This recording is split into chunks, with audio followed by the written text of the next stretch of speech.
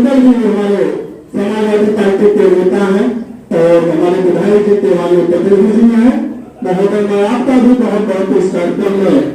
हार्दिक स्वागत को अभिनंदन करता हूँ। किसान मोर्चा के उपाध्यक्ष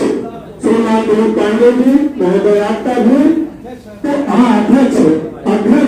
किसान मोर्चा है, वो हमारा मोर्चा है, किसानों का मोर्चा हमारे अध्यक्ष जोरदार ताली हमारे खेती के लिए है। और हमारे बीच में सिंचाई बोर्ड के जो हमारे उपाध्यक्ष हैं और हमारे मोहम्मद सलीम जी जो माननीय सदर विधायक जी के प्रतिनिधि हैं, आपका भी महोदय बहुत बहुत हार्दिक स्वागत है अभिनंदन। तथा और जो हमारे मध्यस्थ जनप्रतिनिधि हैं महोदय, आप सभी लोगों का बहुत बहुत हार्दिक स्वागत एवं अभिनंदन। एक बार ताली भाई काहे नहीं करते भाई, हाँ कहीं दूसरे न करो किसान भाई लोग। सरल बाबा जी के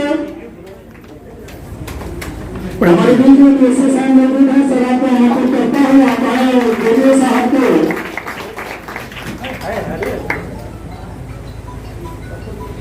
जी साहब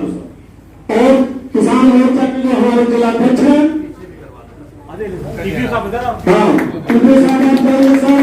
किसान मोर्चा के जिलाध्यक्ष सिंचाई मंत्री यहाँ पे उपस्थित सभी सम्मानित किसान भाइयों, जिसकी बात आज हम लोग किसान की आमदनी दुगनी की बात हो रही है, मैं आपसे कहना चाहता हूं मित्र, जैसे हमारे भी भाई ने कहा कि जब से ये सरकार आई है तब से कृषि का और किसानों का आय दुगना करने का काम हो रहा है। मैं उसी परिप्रेक्ष्य में आपसे कहना चाहता हूं दिलीप भाई से कि दिलीप भाई पूर्व में भी ये योजना संचालित होती थी और कृषक दुर्घटना बीमा भी चलता था। उसके साथ साथ जो फसलें नुकसान होती थी, तमाम अभी बैंकर्स को बैठक में तमाम आयोजनों में हम लोग किसान भाइयों के लिए बड़ी लड़ाई लड़ते हैं, क्योंकि जो फसलें उनकी नुकसान होती है उन फसलों को कंपनसेशन के नाम पर, अभी मैंने इससे पहले जो बीमा कंपनी यहाँ का किसान दुर्घटना बीमा और किसान बीमा करती है, मैंने एक सवाल उनसे किया था कि भाई 1 एकड़ फसल में जो हमारे किसान भाइयों को नुकसान होता है तो कंपनसेशन के रूप में कितनी धनराशि आप मुहैया कराते हैं। आपकी लड़ाई के लिए हम हर पल आपके सेवा में तत्पर रहते हैं। हम मंच पे सभी बैठे हुए अपने भाइयों को, वहां आए हुए सभी किसान भाइयों को अपनी दिल की गहराइयों से धन्यवाद देते हुए अपनी बाड़ी को विराम देता हूं। जय हिंद, जय भारत। संयुक्त कृषि निदेशक श्री आरवी राम जी, भाजपा नेता आनंद सिंह जी, उप कृषि निदेशक श्री अशोक गौतम जी, जिला कृषि रक्षा अधिकारी रत्न शंकर ओझा जी, भूमि संरक्षण अधिकारी डॉक्टर राजमंगल चौधरी जी सहित यहाँ पर उपस्थित इस संगोष्ठी में सरकार के समाज के द्वारा किए गए कार्यों की जानकारी को प्राप्त करते हुए जन जन तक ले जाने के लिए उपस्थित यहाँ बहनें एवं भाइयों, नौजवान साथियों, किसान बंधुओं, बहुत विस्तार से इस कार्यक्रम के संचालक, जब किसी कृषि विभाग का कार्यक्रम हो, डॉक्टर विनोद जी वहां पर हो, जो तकनीकी जानकारी देना होता है, वैज्ञानिक जानकारी देना होता है, इनकी सबसे अच्छाई क्या है कि मुख्य अतिथि को ये बुक कर देते हैं। संचालन के पहले से ही सारी भूमिका, सारी योजना रचना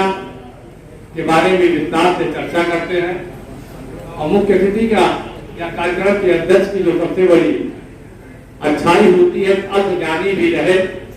इसीलिए उसे मुख्य अतिथि बनाया जाता है। अध्यक्षता दी जाती है, तो अल्पज्ञानी होता है उसे बाद में बुलाया जाता है कि सारा का विषय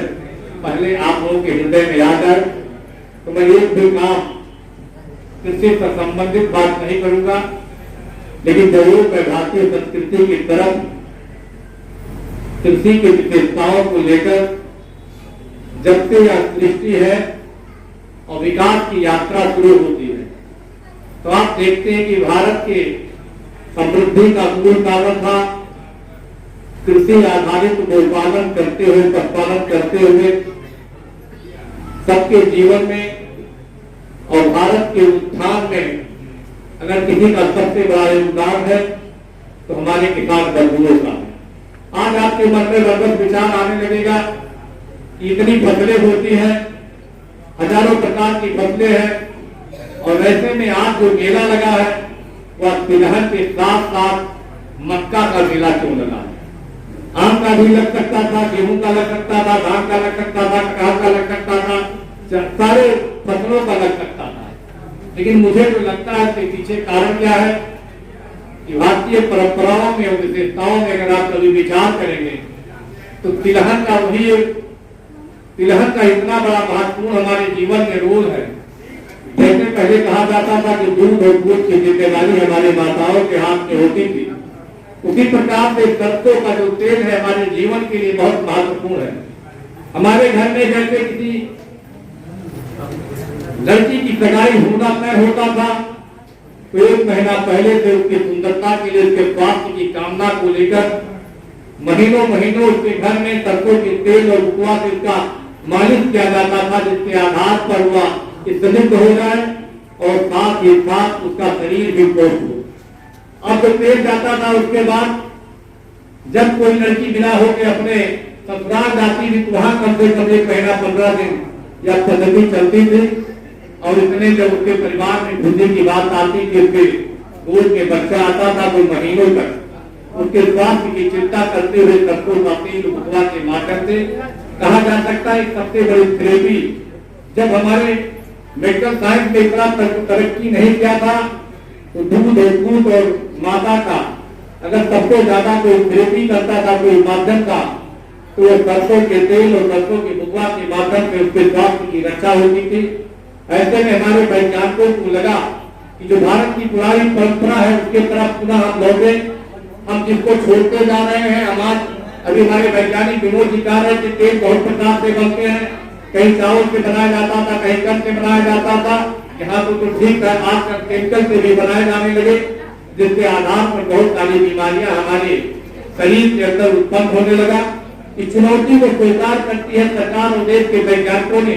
जो सोच किया, उन्होंने कहा कि हमें पुरातन की तरफ चलना होगा, अपनी परंपराओं को हमें ध्यान देना होगा। इसके आधार पर भारत को समृद्ध करना है, अपनी बहन बेटी और बच्चों को स्वस्थ रखना है, उसके लिए तिलहन की खेती पूरे देश में उसकी बढ़ोतरी करते हुए उनके जीवन में स्वस्थ तेल के माध्यम से स्वास्थ्य की रक्षा करते और भारत की समृद्धि की ओर एक सशक्त माध्यम अगर हो सकता है तो तिलहन और मक्के की खेती के माध्यम से हो सकता है। जिसको लेकर देश के शक्ति प्रधानमंत्री जी ने मोटे अनाज को एक बार पुनः उन्होंने आंदोलन रखा है। इंजेक्शन बॉम्बे से हवाई जहाज से उत्तर प्रदेश में आ गया है। प्रत्येक जनपदों में 40 से 70 हजार का इंजेक्शन पहुंच चुका है। यह तब हुआ जब हम साइकिल से निकलकर जहाज की बात करने लगे, मेट्रो ट्रेन की बात करने लगे, बुलेट ट्रेन की बात करने लगे। यह होती है सोच, जैसा होता है सोच वैसे हमारे दृष्टिकोण में परिवर्तन आता है। आप लोगों से यही निवेदन करूंगा कि जो होता है तो होने दो, और यही कथन है जो हम चाहेंगे उसको होगा। इसको चरितार्थ करने के लिए भारत की ऋषि परंपरा के कुछ वैज्ञानिक धरातल के उन्नयन करोड़ों कर्मकारों के प्रेरणा स्वरूप देश के यशस्वी प्रधानमंत्री अटल बिहारी वाजपेयी, उत्तर प्रदेश के भारतीय संरक्षक, भारतीय संस्कृति के संवाहक, दो सेवक के रूप में मुख्यमंत्री